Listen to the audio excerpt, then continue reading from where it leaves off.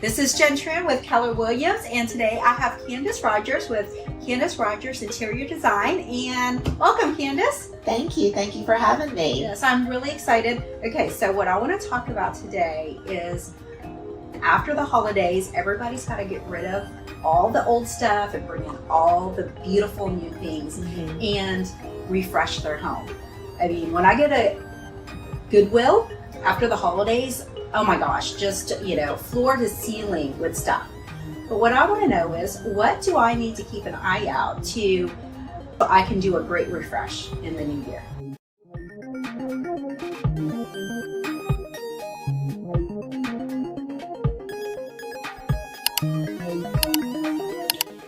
Actually, that's a good question. So I know a lot of people at the new year, that's what they're wanting to do. They're wanting to start fresh. They're wanting, they have all these resolutions that they want to do. And just recently, I just went to the big High Point furniture market, the big deal that's in North Carolina. They have it twice a year. And so when you go there, you can see a lot of kind of what the trends are and what's happening in the design world. And so what we're seeing is things move into very warm tones. Everything is, even browns are becoming popular again. So the taupes, the browns, I would say the warm cream colors. We're moving away from some of the cool colors and getting more towards warm.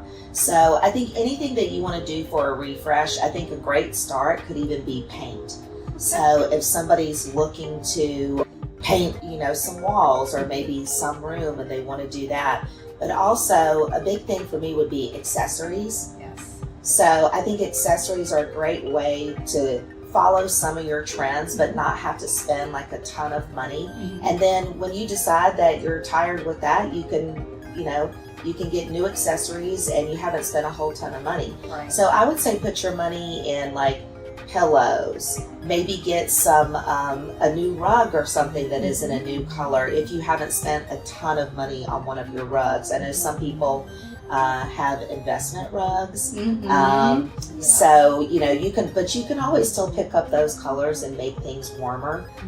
Also, things are very organic right now. So I'm seeing a lot of pottery that is very organic looking, made in organic shapes and out of organic material. And then also there's a form called wabi sabi. I don't know if you've ever heard of that. No. So wabi sabi is a Japanese term and it's basically like imperfect. So you're seeing a lot of imperfect things. Like I saw a lot of vases that had little lumps in it and different kinds of shapes and they weren't symmetrical. So I think just picking up some of those items, you could really refresh your place. So I love that. Let me ask you about accessories though. So you talked about pillows. What other types of accessories, like mirrors? Mirrors are something great that you can switch out. Also lighting. If you wanted to switch up some of your lighting, that's really easy to change. So you could get a new dining room chandelier, you could get some new pendants for your dining room, you could even get new sconces for your walls. The only thing is that you just need to make sure that you're really good at measuring and you make sure that it's going to fit the area where you have the existing. Right. So, if you've got sconces on the wall, you want to make sure that if you get a new sconce, that it's going to still be in that same dimension. It's not going to hang too low or too high.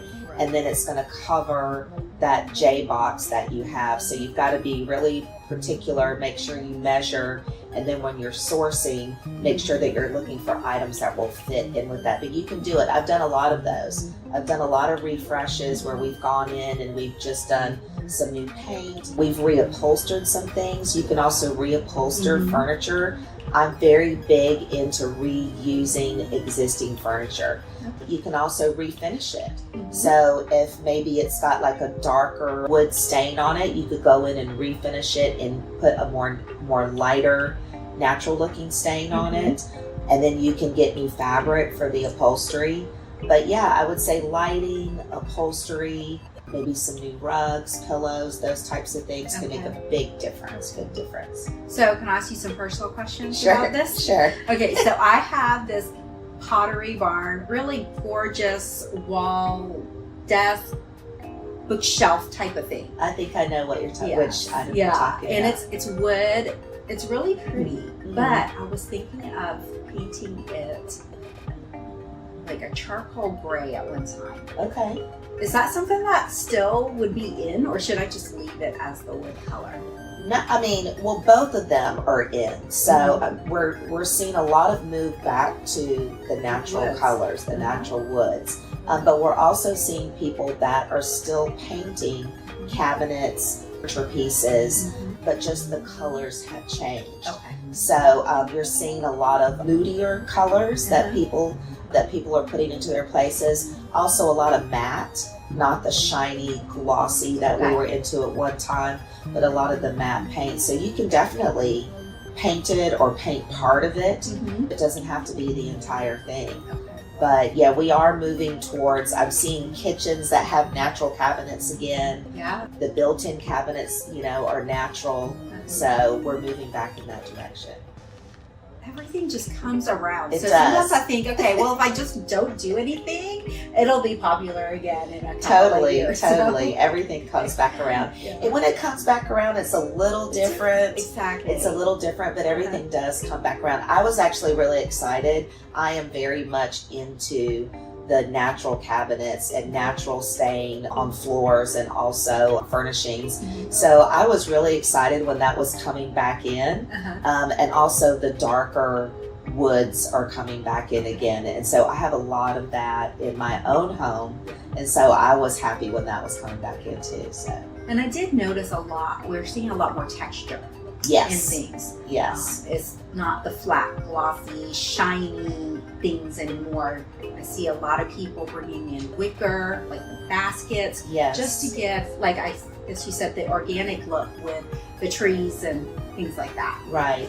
And even that's right, because just bringing in like a wicker piece, maybe like a basket, or they even have pendants now where or lampshades that are made out of wicker, mirrors that have wicker around them. All of those kind of natural kind of textures are very in right now. So you can use those. And the great thing about that is, especially if you have a very neutral home, which neutrals are still very, very popular, I always suggest bringing in different types of texture into a neutral palette.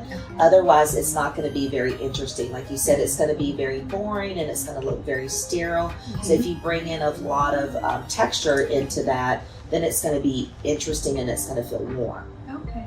Well, about the pendants, like above an island or in the kitchen, I know a while ago you had talked about they were going bigger. And is that still the trend now, or? Yes, it is still a trend. You're still seeing big pendants, big chandeliers, even like multiples, like you may see 2 or 3 big pendants over the islands instead of the small ones. Also maybe one big linear chandelier over the islands. I think anything that's interesting and different that can when somebody walks in the room and they see this lighting and they're like, wow, that looks really great. You want to bring that in. So, the lighting is more than just a task. It's more than just lighting. It's also decor, and it can really bring a lot of interest into the room. So that's one thing that I'm definitely doing for the holidays. That's part of my decorating, is to bring new pendants in. Actually, I don't have any, so it's not even, it's brand new. I'm not replacing. And I just didn't know, do I still do the big ones? Because that's what draws my eye to it. But every year I used to just hang ornaments from the, I used to hang ornaments from the island, from the ceiling above it, just the really big glass ornaments, like 5 of them across, and I love that look. And then I take it down after Christmas. I was like, why don't I just get some, lights to stay up that I like? The other thing that I love too is mixing different types of design styles together. So if you have you have a lot more traditional furnishings or more traditional home, maybe transitional. I love bringing in very modern looking lighting into the space because, if you just have this little pop of modern, when you walk into the space, it just brings so much interest in there. And you wouldn't think that it would go together, but I don't know if you've seen where people mix a lot of either modern artwork, Yes. or I also like mixing traditional rugs in with more modern architecture and furnishings. I just think all of that looks good. I think nowadays it's basically like anything goes. I mean, it is. I'm so surprised about that. a more eclectic, Uh-huh. like collected, I think collected and eclectic feel to your home. That's So- a great way to put it. And things that you love. I think it's important to surround yourself with things that you really love. And I know this might sound cheesy, but things that bring you joy. I mean, when you look at it, you might like, I really love that vase. Like, Yeah. there's something about that vase that I really love. I say, get it. Mhm. Put it in your home. You can make it work. There's somewhere that it can go. But if you love it, that's how I think when I'm designing my own home, is I get pieces that I love and things that make me happy, so that when I'm in my home, I'm surrounded by all these beautiful things that it does bring up some sort of a feeling. So Terrific. Thank you so much. You're I'm really welcome. excited. I've got so many different ideas right now that's of great. what I want to get. And, I think it's also good to make a plan, like Mhm. maybe sit down and think about, some of the pieces that you want, write them down. You can even create your own mood board if you want, where you can go in and put some of the pieces together so you can Mhm. see how they look, Right. and do a little space planning. I say measure, make sure you measure, Yes. make sure everything is going to fit, because some people will, you think your space is a lot larger than it is. Oh, yeah. So I know people that have ordered, a larger sofa that would fit in their place, or the scale of it just isn't right. So just make sure you're measuring and everything's going to fit into your space. And I would definitely put together some sort of a mood board for yourself or something like that, so you can make sure that all the pieces are together and that you're not just going out there and purchasing things and then you come back and you're like, what do I do with all this? So Yes. Well, thank goodness for Amazon returns. exactly.